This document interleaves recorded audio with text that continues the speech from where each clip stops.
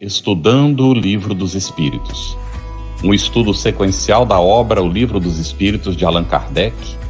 Essa é a nossa forma de transmitir esperança, conhecimento e alegria.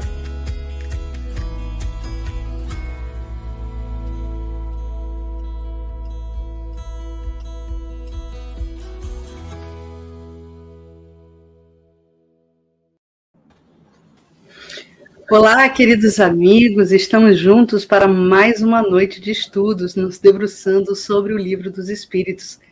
Boas-vindas ao Carlos, meu querido companheiro aqui na condução do programa e nosso coordenador também.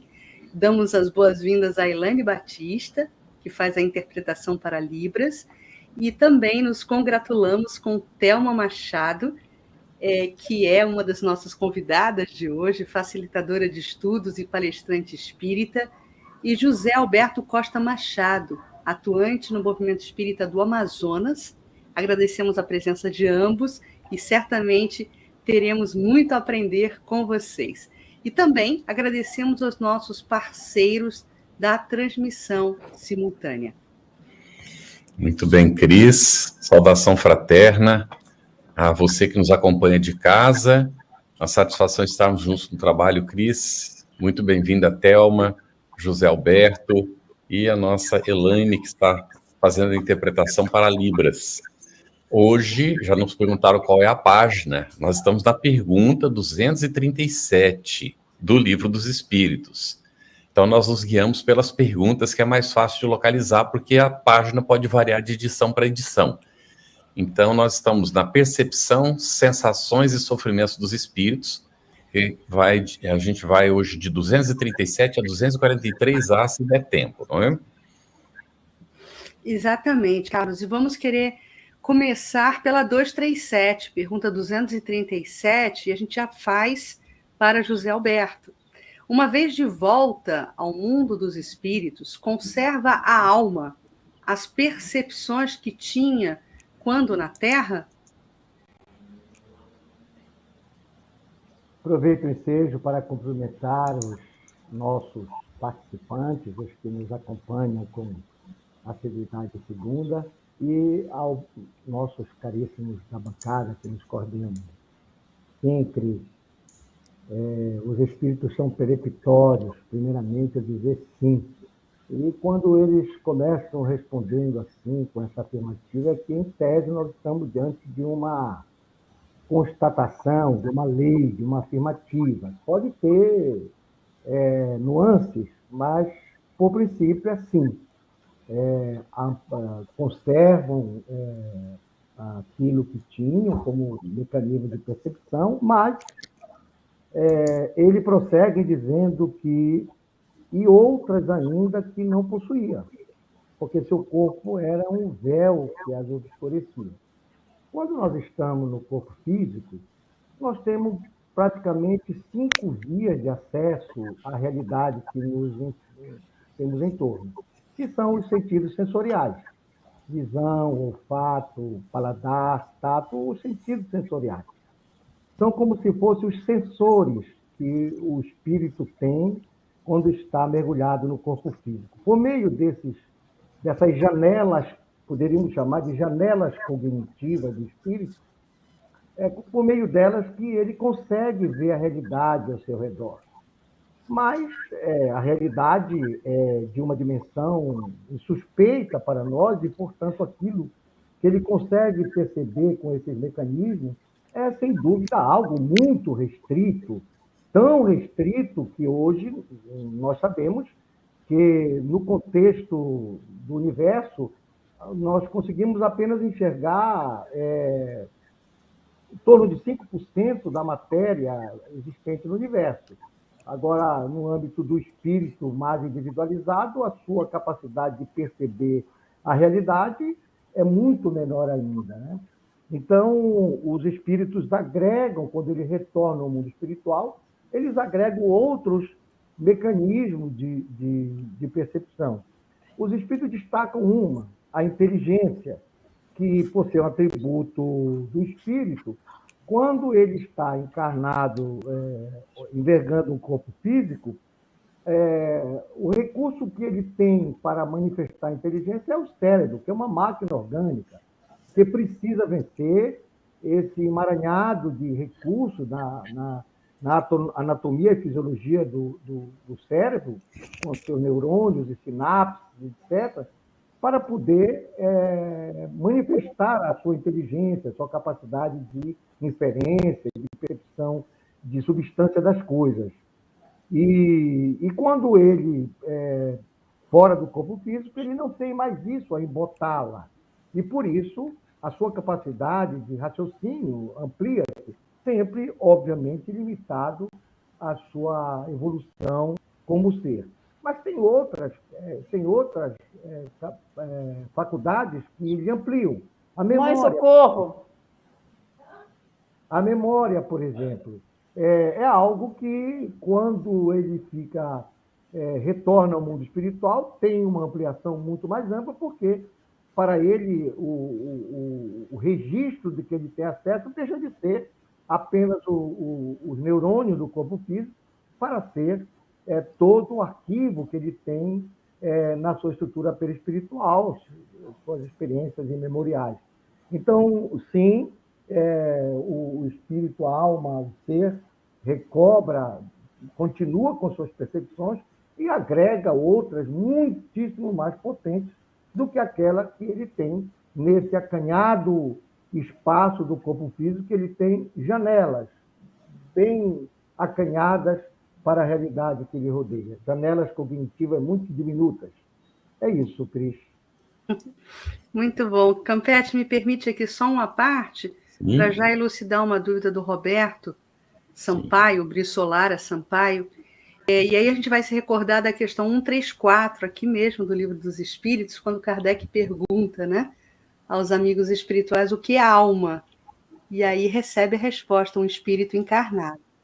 E ele nos coloca, Campetti, essa questão, né, dizendo que já tem uma pergunta, querendo entender por que na formulação dessa pergunta, que José Alberto acaba de comentar, na 237, por que Kardec usou na formulação da pergunta a palavra alma e não espírito, né? Eu tenho cá a minha opinião, mas queria ouvir a opinião de vocês, depois eu coloco a minha. José Alberto. Olha, eu acho que aí nós temos um tema muito bacana para um estudo específico, porque eu acho que aí, numa tentativa de fazer uma ponte com a conceituação, com a categoria conceitual oriunda do catolicismo e das religiões mais ancestrais, como alma, que nos dias de hoje entendo que criamos até um obstáculo para nos ver como espírito. A gente diz, o meu espírito tem isso, minha alma tem, como se nós fôssemos algo distinto, quando nós somos espíritos que estão habitando um corpo, e obviamente temos o perispírito. Mas eu também vejo que esse conceito de alma permaneceu não apenas na literatura primeva da codificação, mas os próprios espíritos também utilizam. De tal sorte que eu entendo que ela tenha uma outra razão mais profunda, que vale a pena, em um outro momento, a gente talvez escolher um dia para temas especiais. Está aí o alma e espírito, para, sei lá, na semana passada, eu pensei que Mundo Transitórios ia coincidir com a minha participação, que eu teria muita coisa a compartilhar com os amigos, não tanto para não empacar aqui o nosso estudo, mas, enfim, eu acho que vale a pena de tempo em tempo a gente dar uma paradinha na sequência e verificar temas especiais. Esse é um deles. Eu acho que valeria a pena a gente conversar, porque isso cria ainda um embate para nós. Nós chamamos, o meu espírito tem isso, o meu espírito tem aquilo, tua alma é bonita, tua alma é aquilo, como se isso fosse distanciado do eu, da nossa consciência. Thelma, quer comentar? Por que Kardec usou alma e não espírito, se a alma é o espírito encarnado? Então, a gente vai ter que fazer uma especulação, né? Por que Kardec fez isso? Veja, do ponto de vista semântico, uma vez de volta ao mundo dos espíritos, conserva a alma, as percepções que tinha quando na Terra. O que eu entendo é o seguinte, eu acho que Kardec não usou a palavra alma no sentido estrito, não. Eu acho que ele utilizou no sentido mais amplo. A gente costuma quando estuda hermenêutica, fazer esse tipo de interpretação. Veja, faz uma interpretação extensiva ou restritiva. No direito penal, por exemplo, a interpretação restritiva, porque trata de penalidade de tudo. Mas em outros campos, a gente pode fazer uma interpretação ampliativa, uma interpretação que a gente chama de extensiva, essa hermenêutica extensiva. Eu acho que nesse caso aí, a conotação que ele deu foi mais extensiva nesse aspecto, não foi uma coisa restritiva, não. Eu entendo assim, que ele quis se referir aí. E também não acho uma tecnia, não, sabe, Carlos? Talvez ele quis se tornar mais compreensível no que ele quis colocar para a gente. Não vejo grandes problemas nisso, não. Entendo só como uma interpretação extensiva aí. Isso. Cris, quer comentar a sua interpretação? Na verdade, a minha visão é de comunicadora, né? E entendendo Kardec como um grande pedagogo, quando ele faz a formulação da pergunta, ele quer puxar, pelo nosso entendimento, por proximidade. Então, a alma que acabou de desencarnar, né? Será que ela se modifica pelo fato de ter desencarnado? Será que as suas percepções e sensações automaticamente ou instantaneamente se transformam? Então, ele usou a alma, a palavra alma, para criar um entendimento mais perfeito da proximidade última daquele espírito.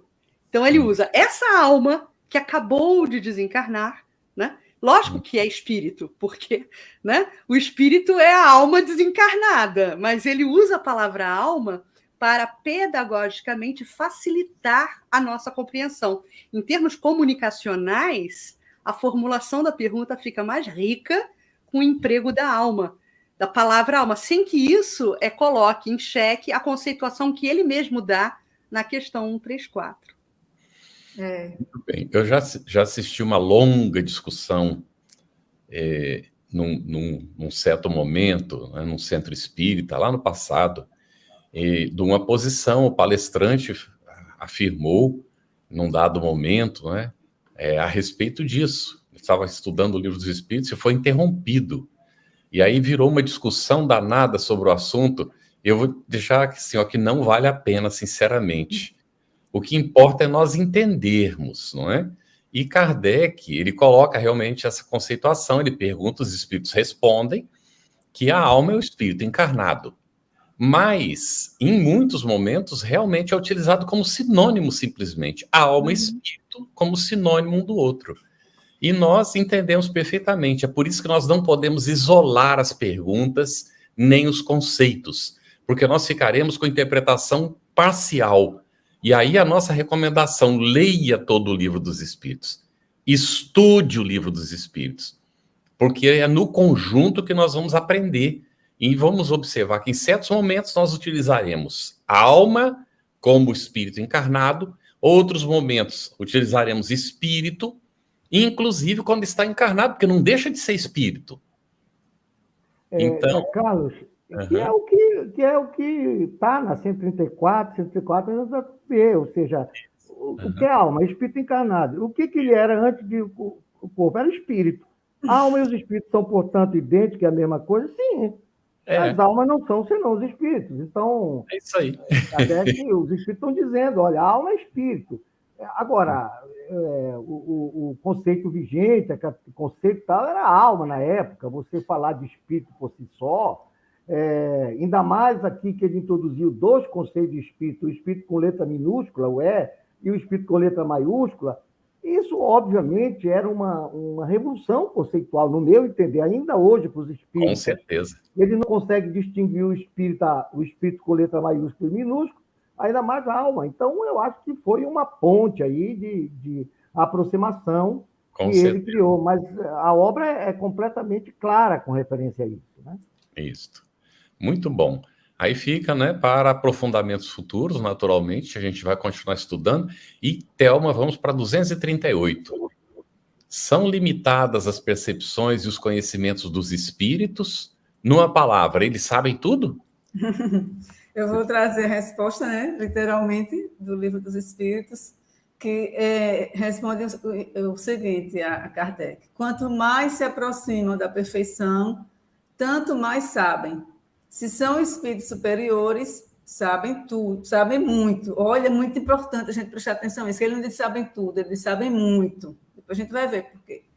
Os espíritos inferiores são mais ou menos ignorantes acerca de tudo.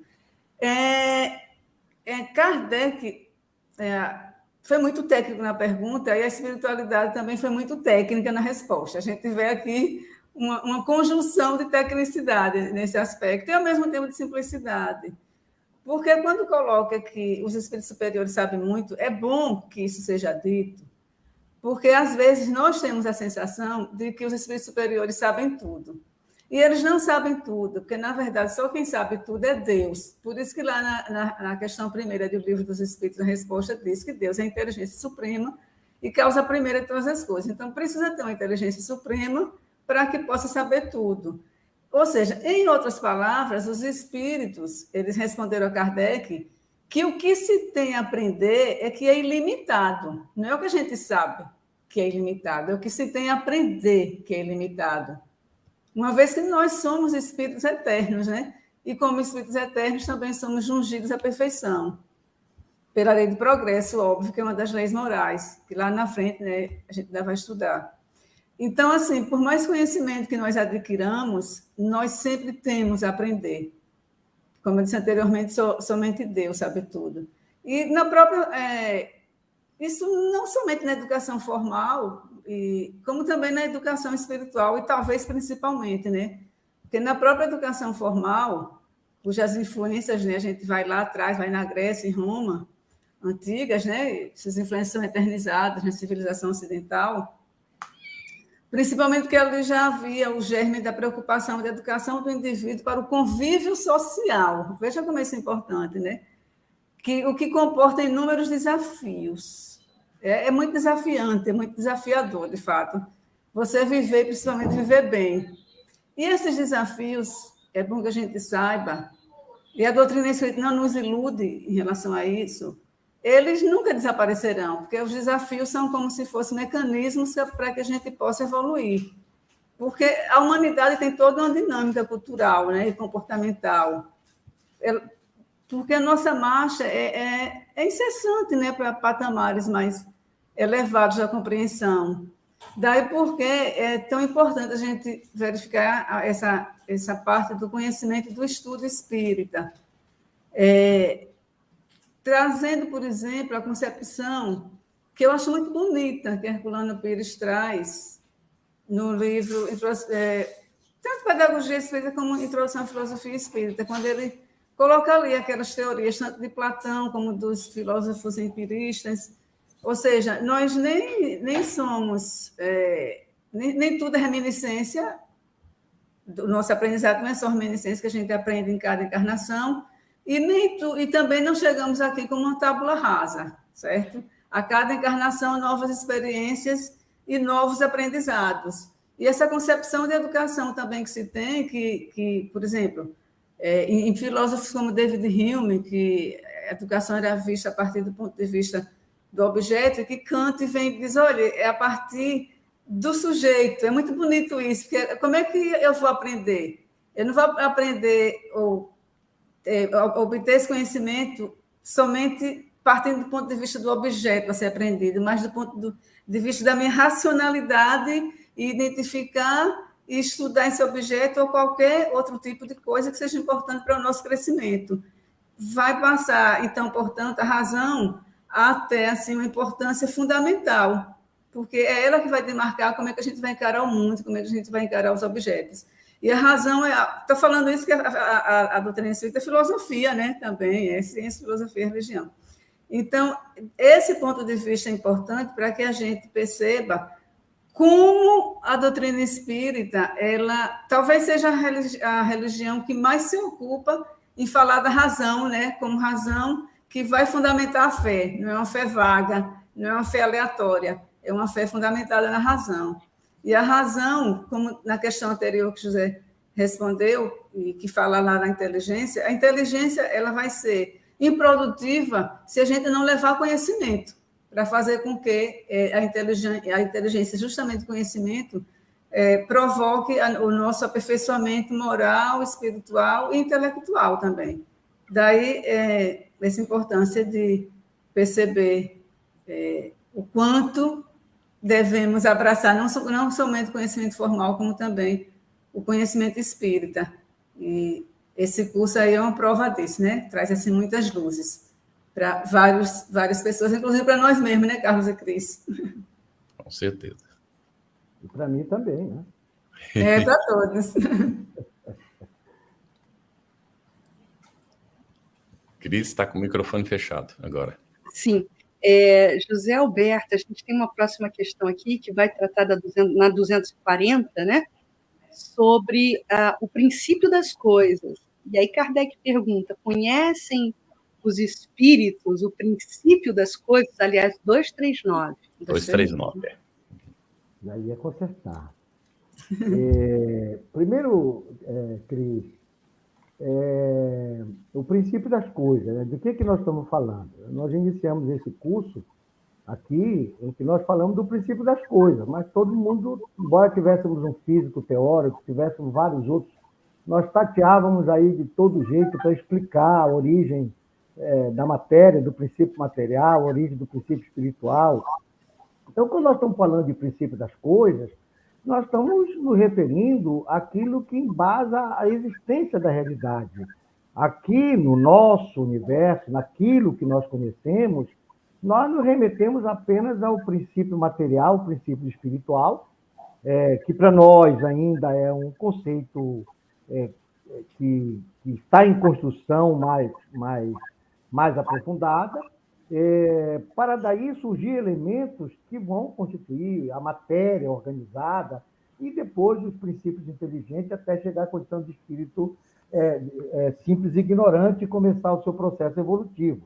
Mas aí ainda temos a ligação dos dois com o fluido cósmico universal, que talvez fosse, de fato, o princípio das coisas. Então, e aí teríamos a ideia de Deus. Então, quando os espíritos, quando Kardec pergunta aqui sobre o princípio das coisas, ele está remetendo a esse conhecimento mais basilar, mais primitivo, no sentido de construção de construtos que ajudem o ser a refletir seu universo. E aí, os espíritos são, na resposta dos espíritos, sempre que eles respondem sim ou respondem não, eles estão dizendo, eles estão fazendo uma afirmativa boa, bem consistente, assertiva. Quando eles começam sem essas palavras sim e não, é que esse é um conhecimento que ainda requer aprofundamento. Esse é o caso, por exemplo, aqui. Eles, olha, depende da elevação e da pureza que haja alcançado os espíritos, né? E os inferiores não sabem mais do que os homens. Então, ele coloca duas variáveis que dão acesso ao maior ou menor grau de conhecimento. Elevação e pureza, ou seja, estamos falando aqui de conhecimento das leis do universo e a pureza no sentido de evolução moral, no sentido de convergência com a vontade de Deus, né? que se expressa por um exercício permanente mais aquilatado do amor.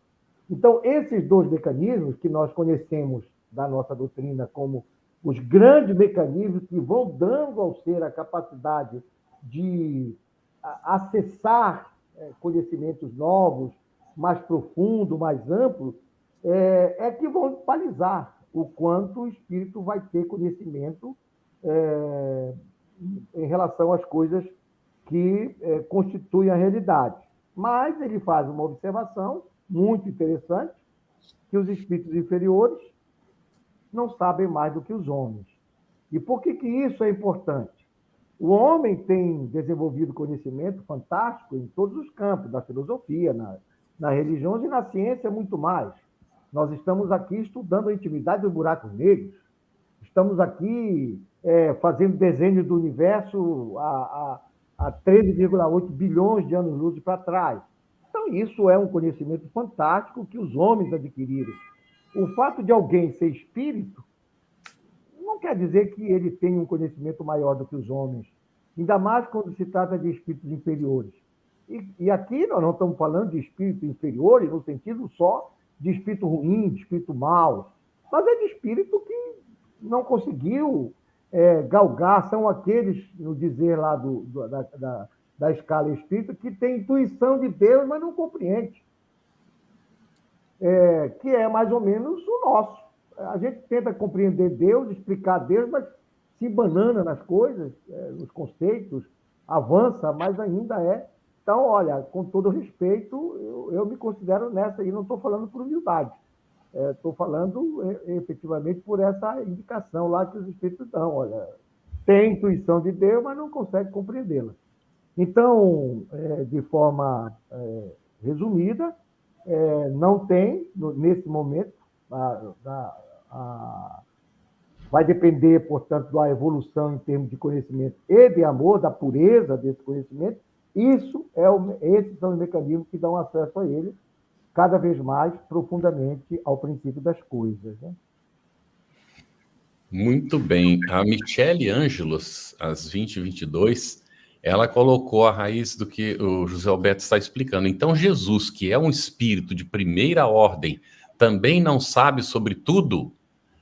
Olha, se ele soubesse tudo, ele seria realmente Deus, né? Então, só Deus sabe tudo. E ele mesmo houve um momento que perguntaram para ele quando é que se darão essas coisas.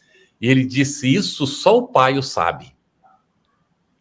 Então, ele dizia que ele vinha para trazer o que ele tinha recebido do Pai, o que ele tinha aprendido do Pai. Não é? Mas nós somos espíritos imortais, mas Deus é eterno. Ele existiu desde sempre e vai seguir existindo. Nós fomos criados em algum momento, e conforme é colocado no Espiritismo, a nossa evolução, a nossa perfeição, ela é relativa.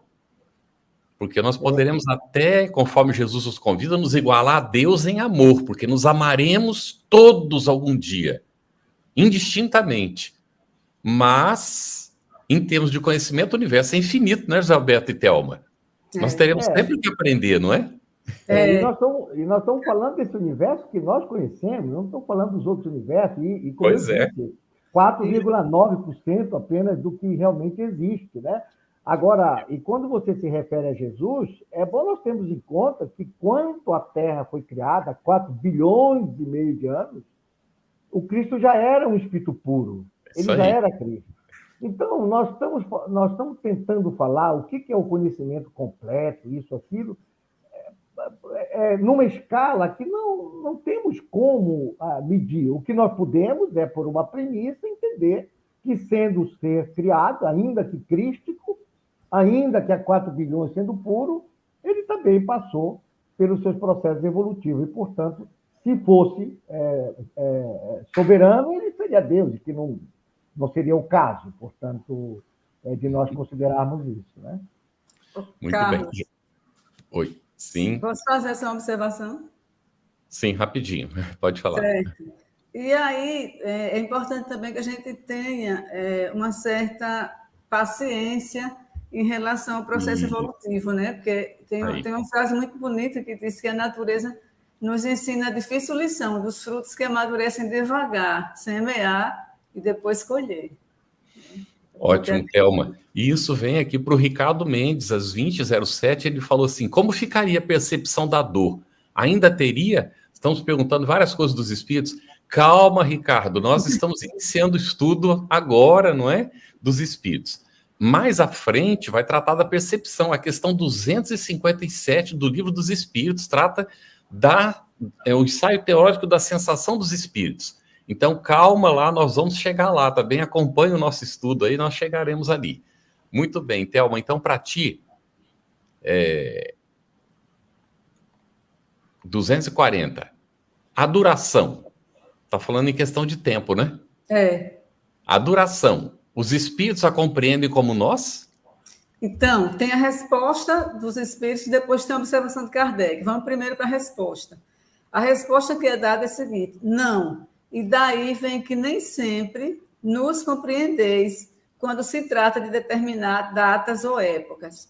Aí Kardec, né, com aquele verniz didático dele, que ele tem, como o Cris observou muito bem, diz o seguinte: Os espíritos vivem fora do tempo, como o compreendemos. A duração para eles deixa, para assim dizer, de existir. Os séculos para nós, tão longos, não passam aos olhos deles, de instantes que se movem na eternidade, do mesmo modo que os relevos do solo se apagam e desaparecem para quem se eleva no espaço. E aí, para a gente compreender isso, porque a gente está muito acostumado a partir o tempo. E não somente partir o tempo em um aspecto, não. A gente parte o tempo aqui enquanto encarnado em vários aspectos. É importante que a gente perceba que no mundo espiritual não é assim. Eu vou dar só alguns exemplos de como o tempo ele é classificado aqui para nós. Por exemplo, nós temos o tempo geológico. O que é esse tempo geológico? Né? Que é a linha de tempo desde a formação da Terra, que a José colocou ainda há pouco. E, em geral, ele vai em éons, em eras, em períodos, em épocas e em idades. Ou seja, como é que conta o tempo geológico? É diferente de como a gente vai contar o tempo cronológico.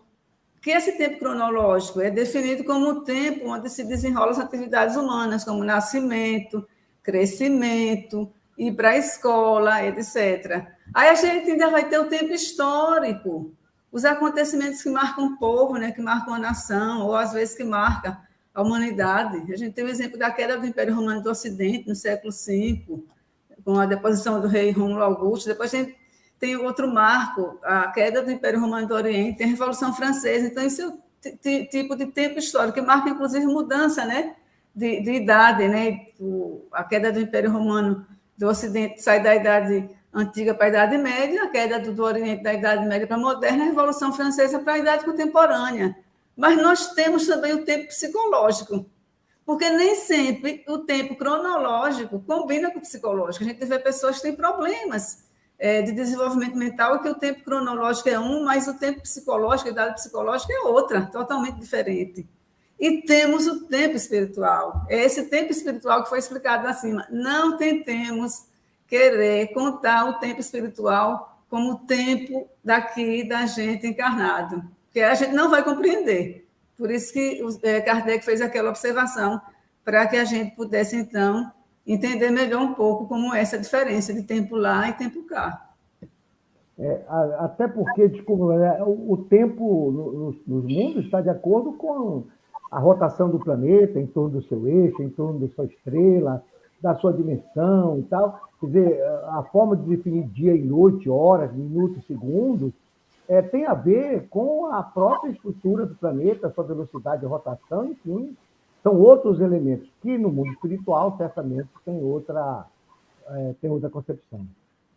Quando a gente fala de tempo, né, eu, pelo menos para me clarear as ideias, eu sempre correlaciono dentro da visão materialista tempo e espaço, né? Então, quanto tempo leva um elemento para percorrer um determinado espaço, e a partir daí a gente marca, né? E quando a gente começa a correlacionar tempo com espaço, dentro do tempo do espírito, qual é esse espaço? Qual é essa dimensão? Aí já começa a complicar bastante, né? Então, realmente não dá para partir desse ponto de vista físico para entender o tempo espiritual. Não é isso, Thelma?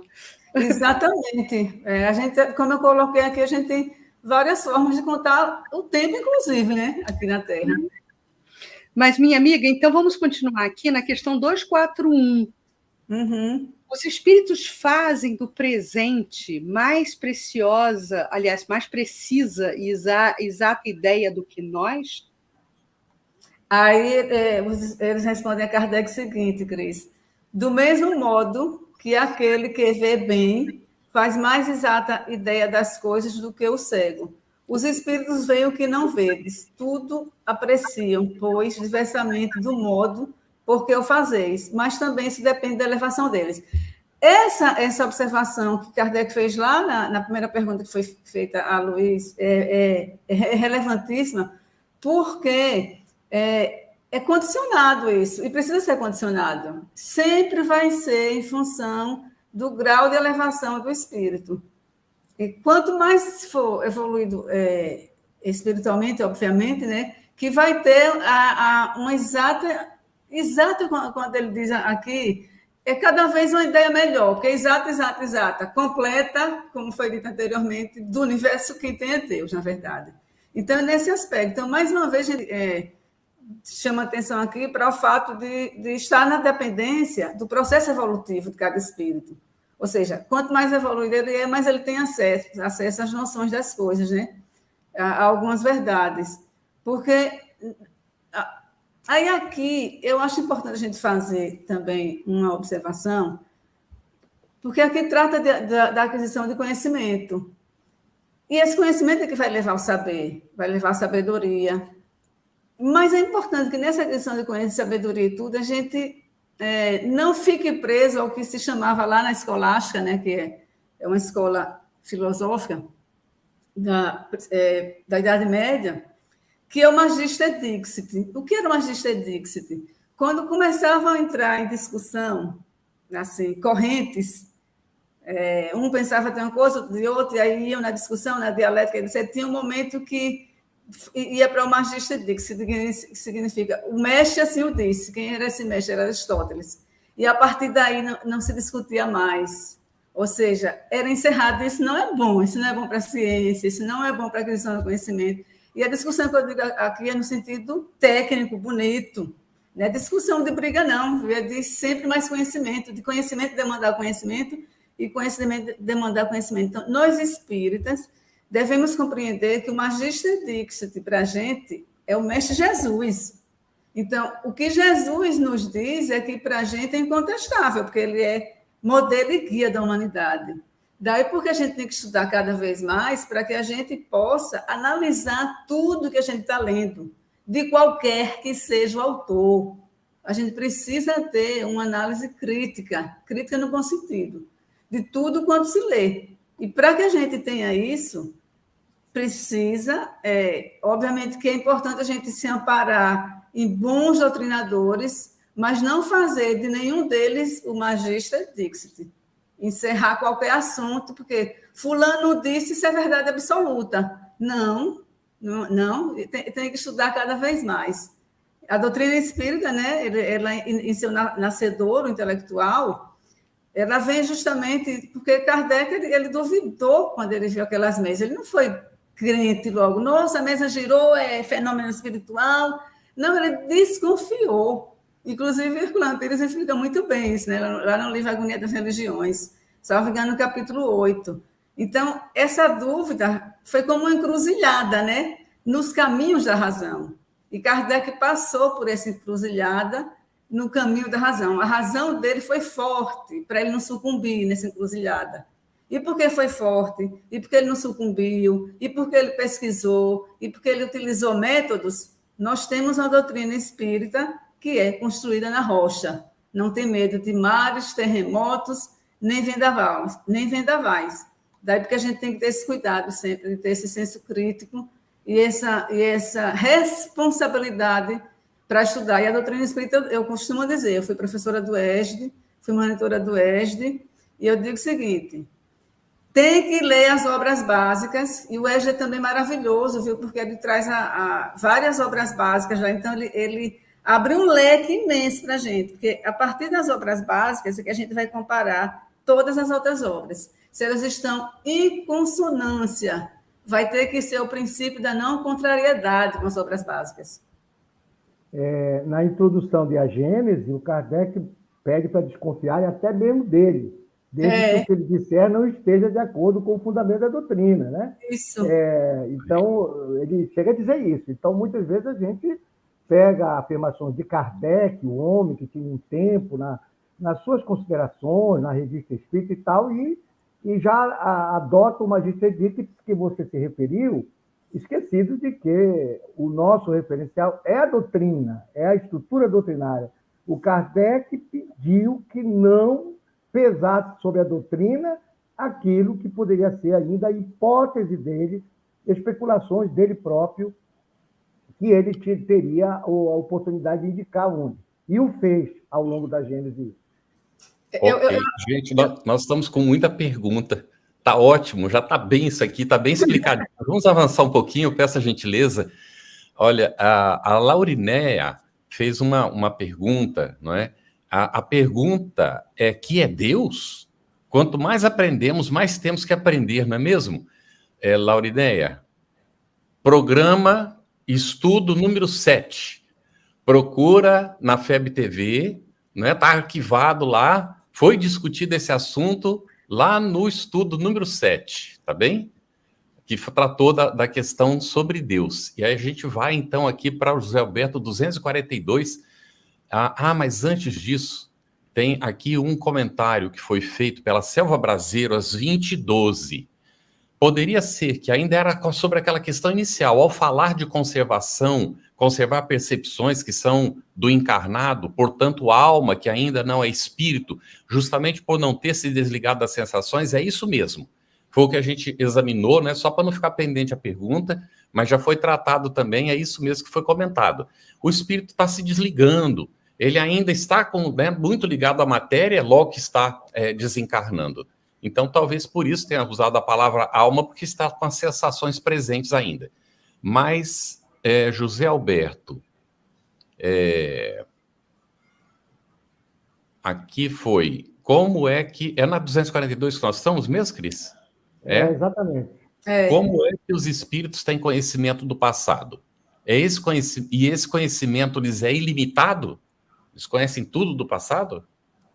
Bom, em primeiro lugar, qual é o mecanismo para poder a gente ter percepção? Quando nós estamos no corpo físico, o conhecimento que nós dispomos é aquele que está armazenado, em princípio, aquele que pode ser armazenado nas estruturas neuronais nossas, né? Aquela que os mecanismos biológicos naturais nossos acessam e trazem ao estado de vigília, ao conhecimento, ao estado consciente, sobre o qual você discorre.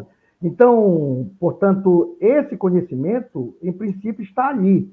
E esse é o armazém, esse é o HD dele. Quando o espírito desencarna, esse HD dele se dilui e, se ele teve o cuidado de fazer o upload no momento da desencarnação, ele faz o upload.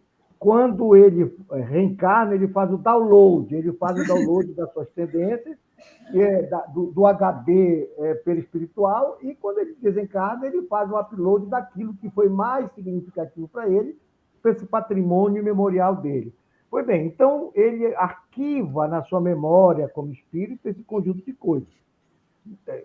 Agrega, adiciona ao seu HD de espírito, armazenado no perispírito. Pois bem, lá no mundo espiritual, quando ele está nessa condição, quando ele se lembra de algo, ele está acessando a memória que está disponível para ele.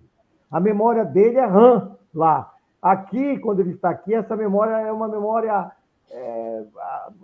longa que você tem que levar lá no especialista em computador para ele trazer à tona a sua memória apagada, que você se perdeu, consultar especialista para pegar os hackers, para descobrir o que tem lá na memória do seu computador.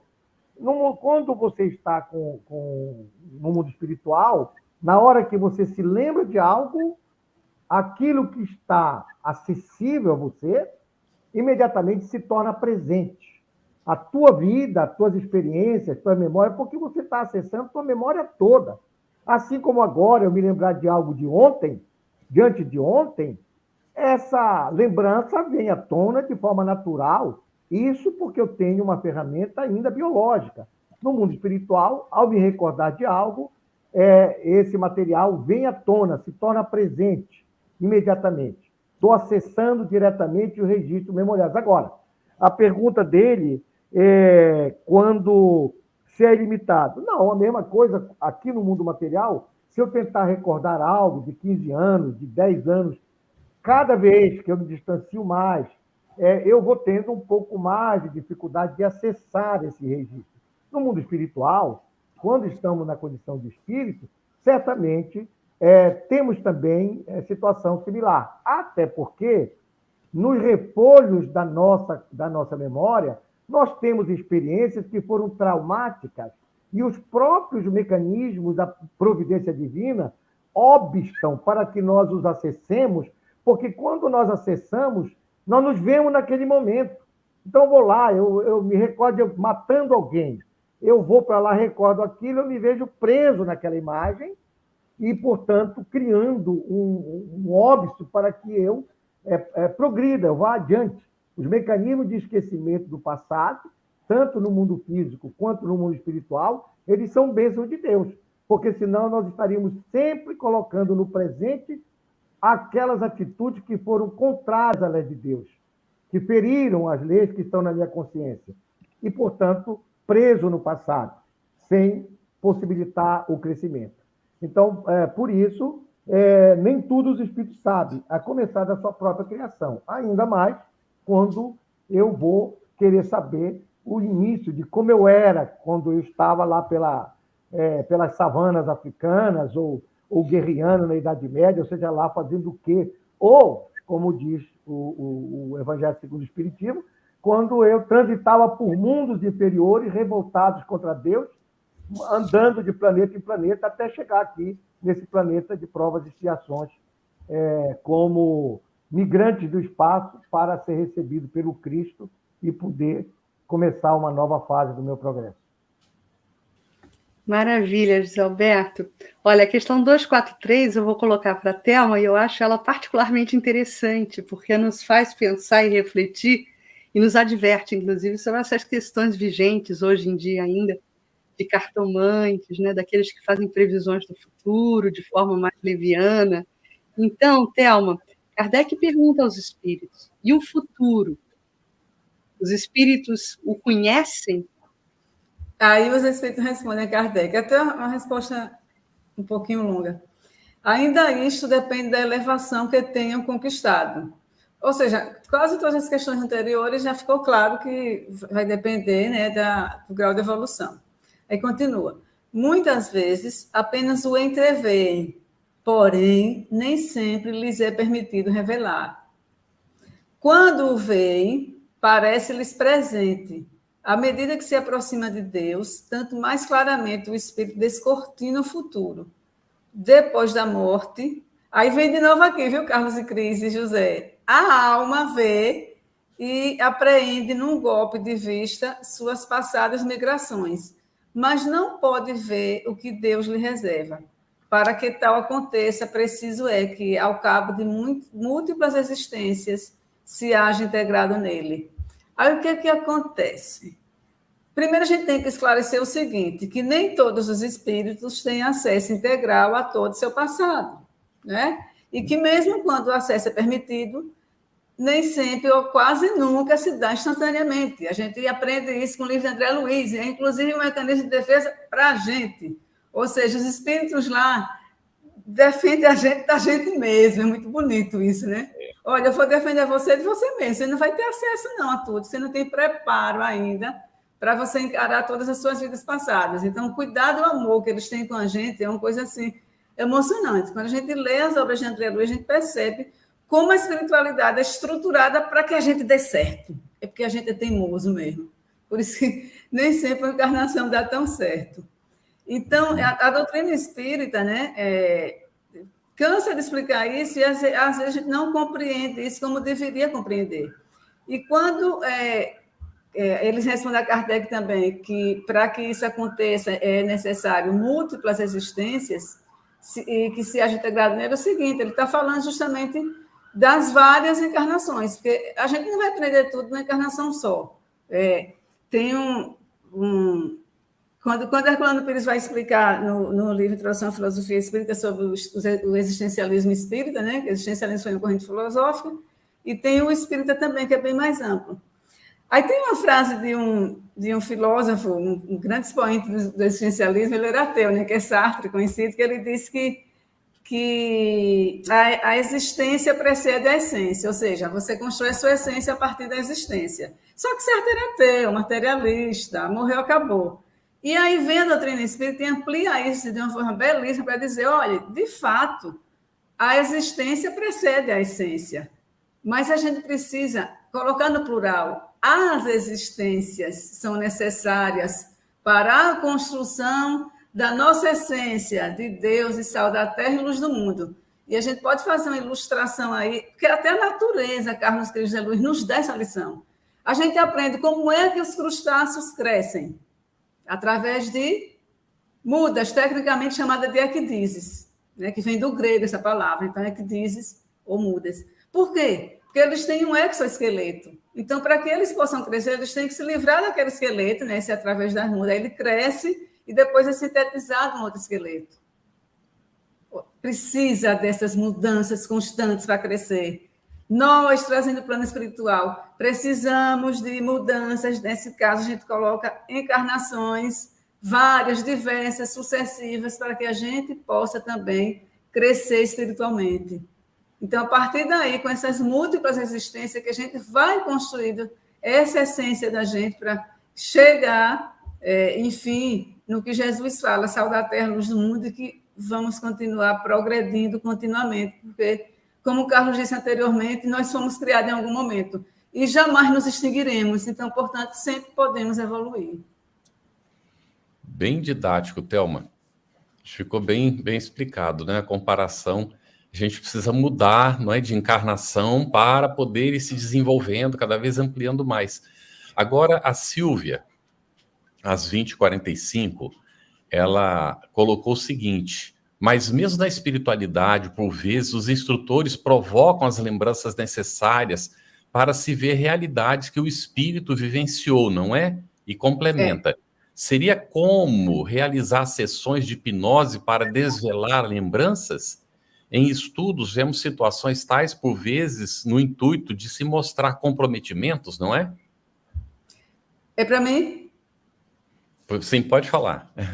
Ah, tá. Na verdade, assim, não é que eles vão fazer uma sessão de hipnose, não, eles já têm acesso a isso. E, como eu disse anteriormente, é importante que só vai ser feito isso se isso for útil para a compreensão daquele espírito. Lembre-se, a espiritualidade, os mentores espirituais, os administradores de lá, seja qual for o local que se esteja, que a gente às vezes chama nosso lar, mas tem vários, né?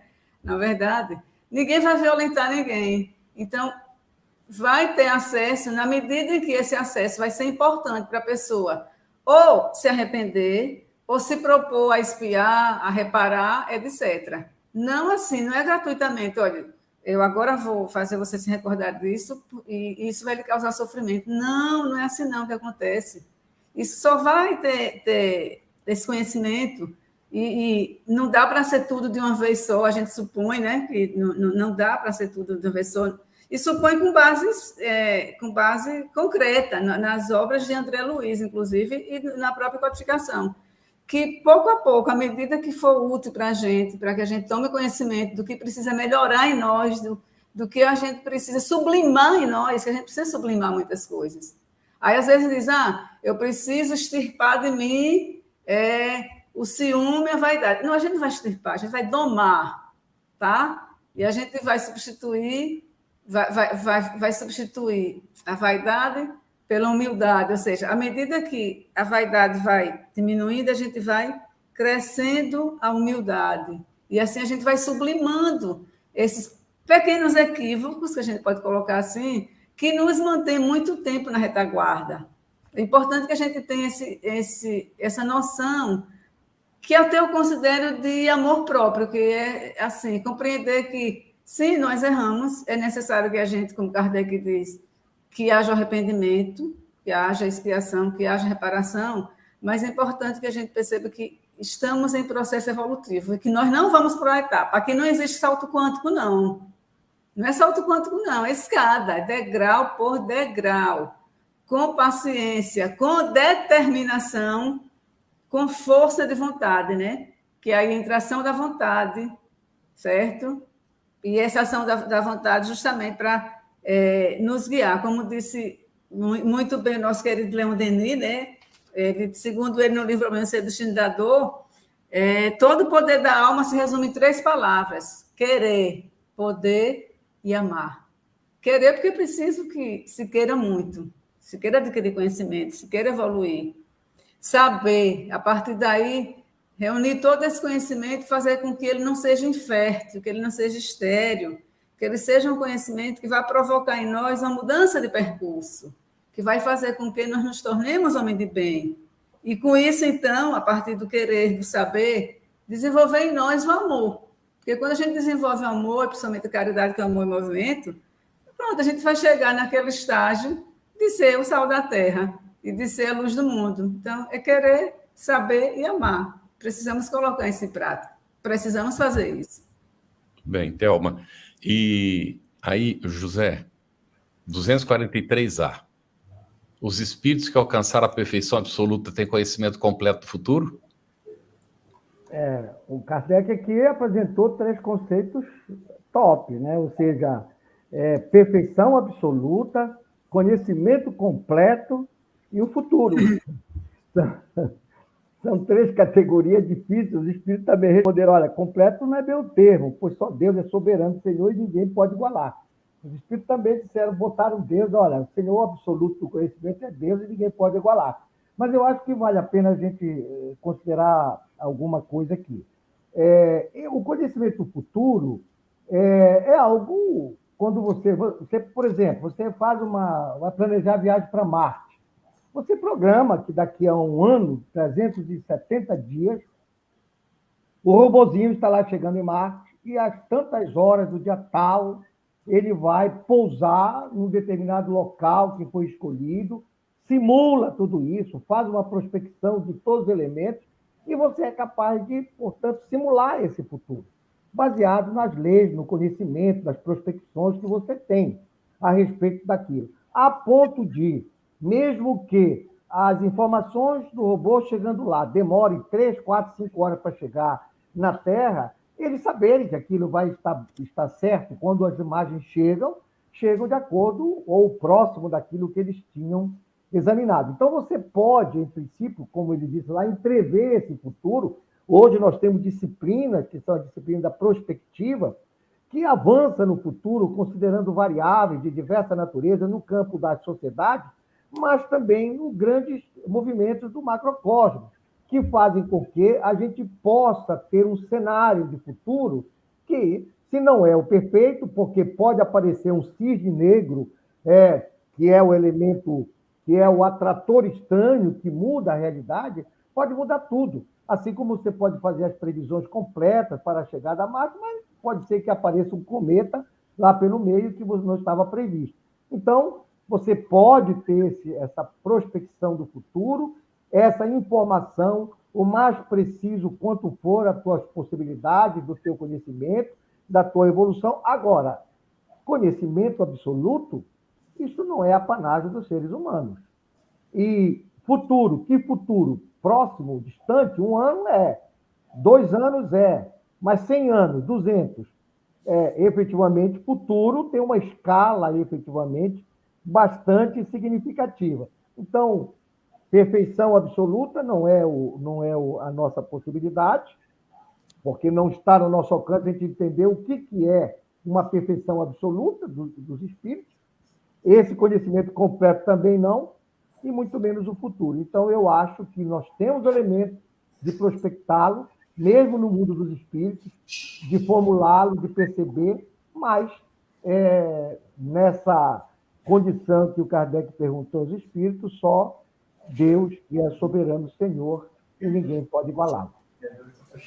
Perfeito. José Alberto, nós temos aqui uma colaboração do Carlos Semião, às 8h53, ainda sobre a questão 243, 243A.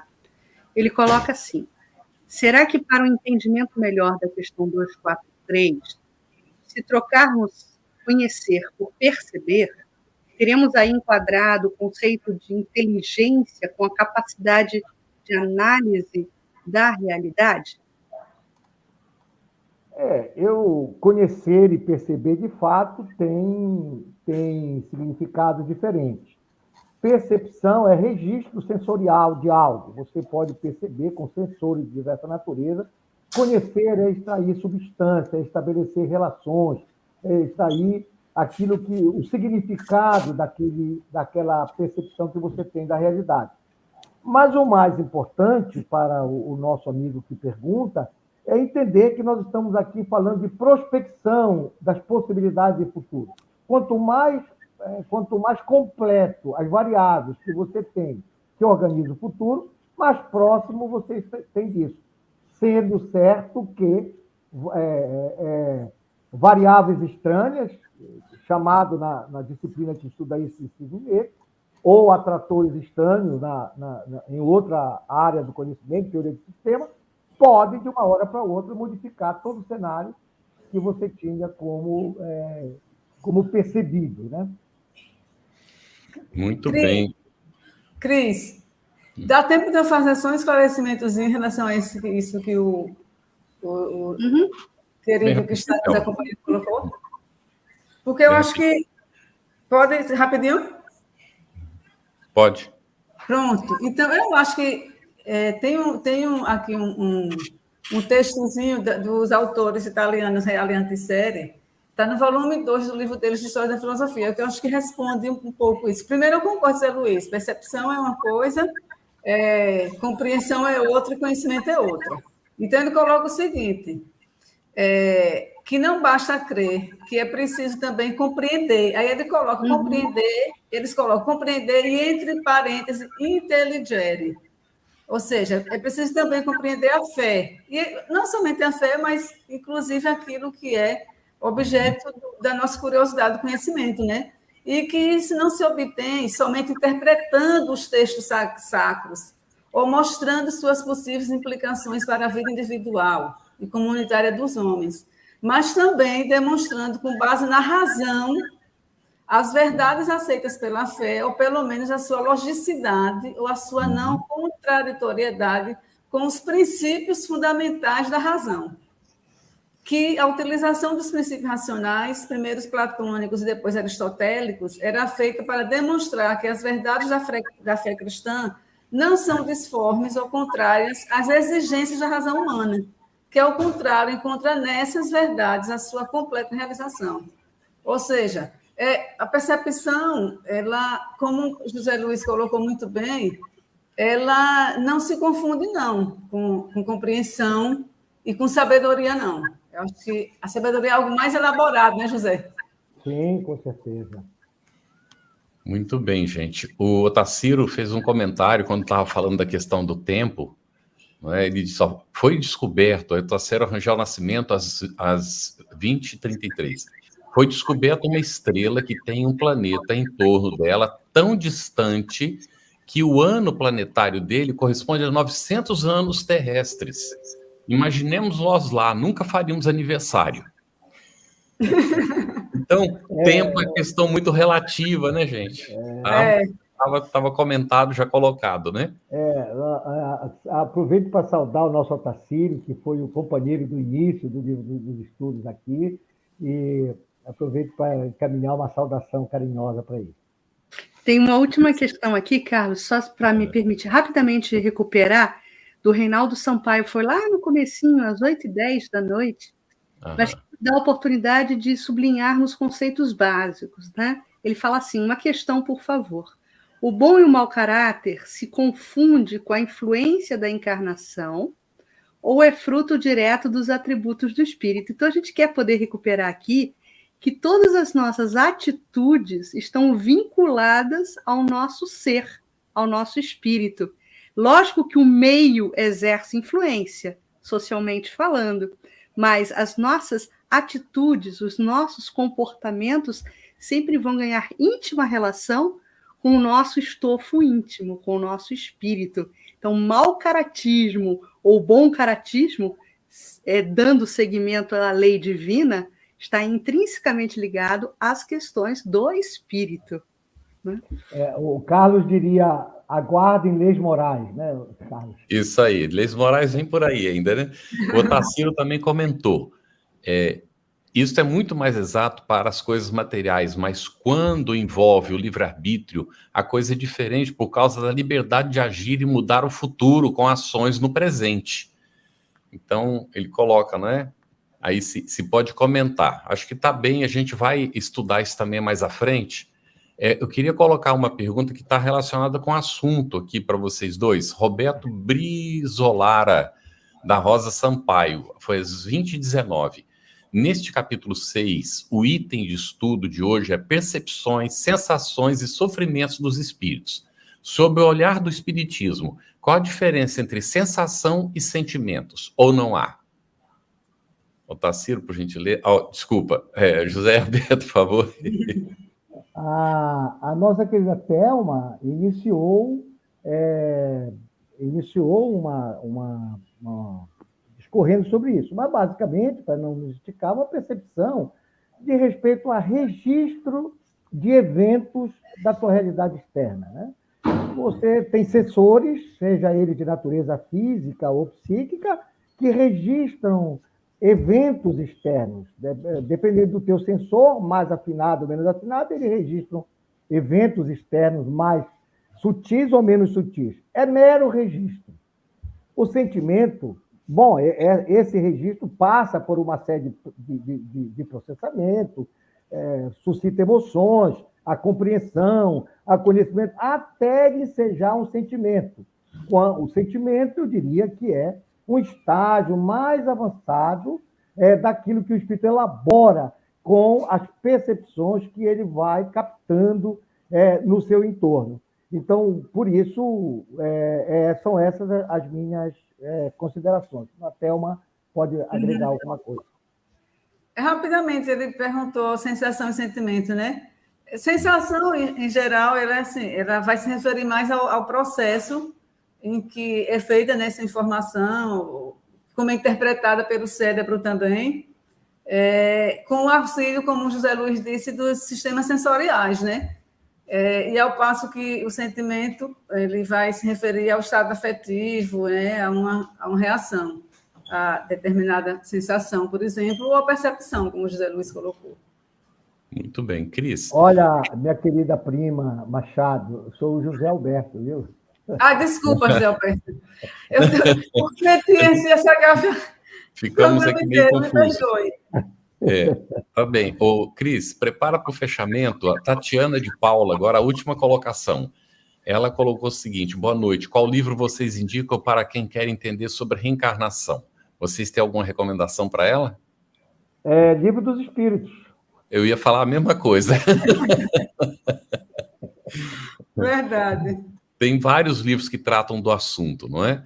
Mas a base realmente está no Livro dos Espíritos, para a gente compreender, inclusive, a diferença entre encarnação e reencarnação, não é? Já está ali no Livro dos Espíritos. E o Evangelho segundo o Espiritismo também explica muito bem, não é? A importância da reencarnação em relação à justiça e tudo isso. Tá ótimo. Leon Denis, Depois da Morte, no Invisível. Isso. Por aí. Mas o Livro dos Espíritos, sem dúvida, e o Evangelho. Acho que não tem nenhum livro espírita que não trate de reencarnação, né? Eu acho que todos eles são Eu ia falar isso, é um tema transversal, né? Faz parte do pensamento básico, né? Pilar básico de entendimento. E Hermínio Miranda tem um ótimo, fininho, que é Reencarnação na Bíblia, né? Quem quiser também.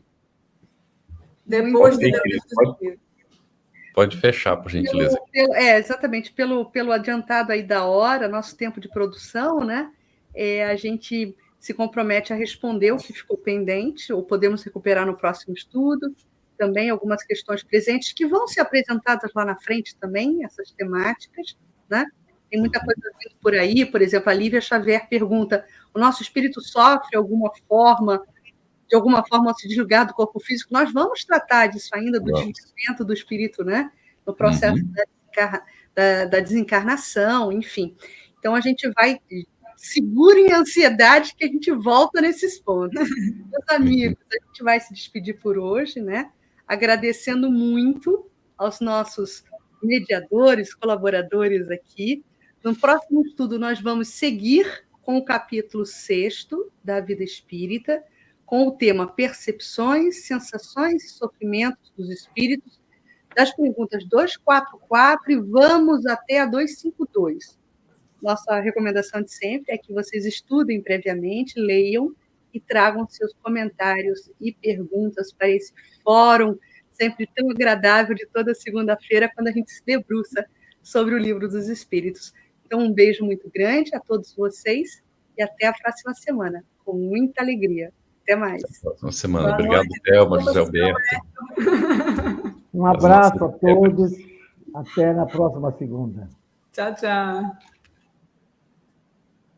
Estudando o Livro dos Espíritos. Um estudo sequencial da obra O Livro dos Espíritos, de Allan Kardec. Essa é a nossa forma de transmitir esperança, conhecimento e alegria.